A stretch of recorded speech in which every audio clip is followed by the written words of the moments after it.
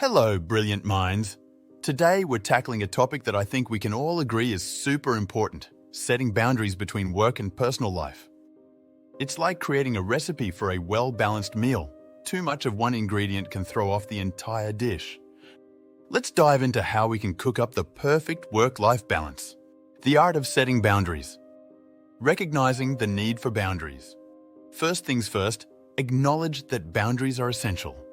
It's like realizing you need both a fence and a gate in your garden. The fence to protect your personal space and the gate to allow the right things in and out.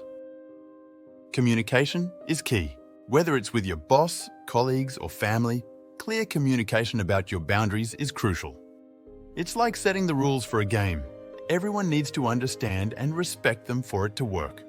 Practical strategies to set boundaries. Define your work hours. Stick to specific start and end times for your workday.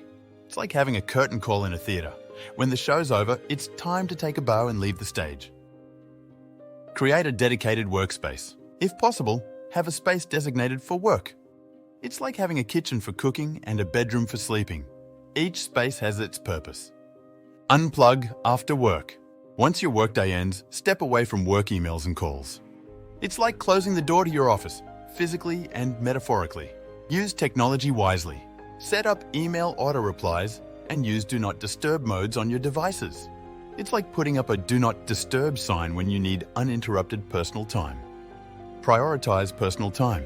Just as you schedule work meetings, schedule personal time. It could be family time, hobbies, or relaxation. Treat these commitments with the same respect as professional ones. The challenges of remote work. Avoiding the always-on trap. Working from home can blur the lines between work and personal life. Set clear boundaries like you would in a physical office. It's about mentally clocking out even if you're physically in the same space.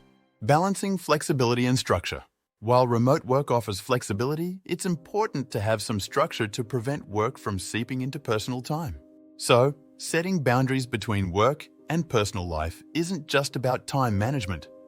It's about energy management. It's about ensuring you have the energy to give your best both professionally and personally. So, let's all take a step towards creating and respecting these boundaries. Remember, achieving work-life balance isn't a one-time task. It's an ongoing process of negotiation and adjustment. You've got this, and I'm here cheering you on.